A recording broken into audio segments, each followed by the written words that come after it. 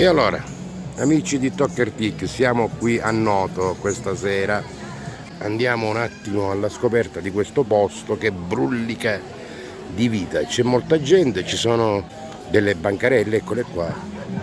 Quindi la città ovviamente è barocca, piena di turismo, anche se siamo a settembre, metà di settembre.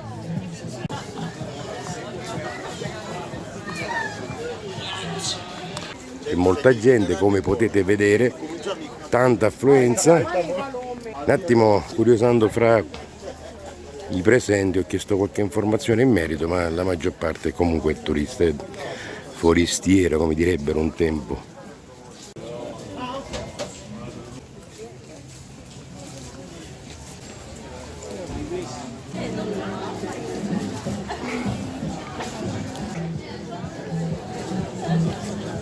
E allora, amici di Tocchertic, ci avviamo lentamente verso la cattedrale e considerate che siamo full amatoration, quindi tutto al naturale, non chiedete immagini di qualità altissima o quant'altro.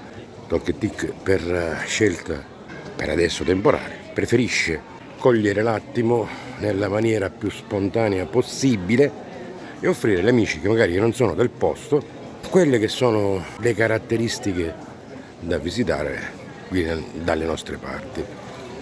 Attualmente, ripeto, siamo a Noto, ci stiamo avviando verso la cattedrale, passeggiando fra questa viuzzola caratteristica.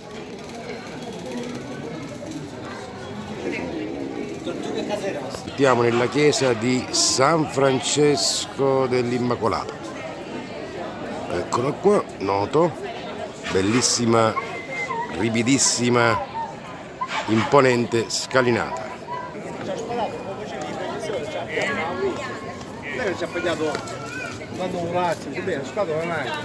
Non ha sbagliato, si è sparato la lagna.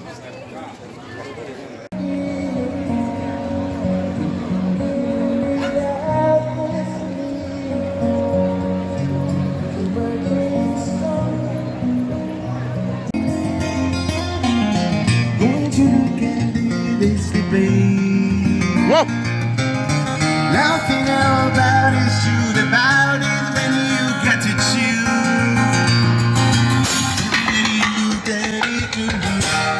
Have you heard the radio?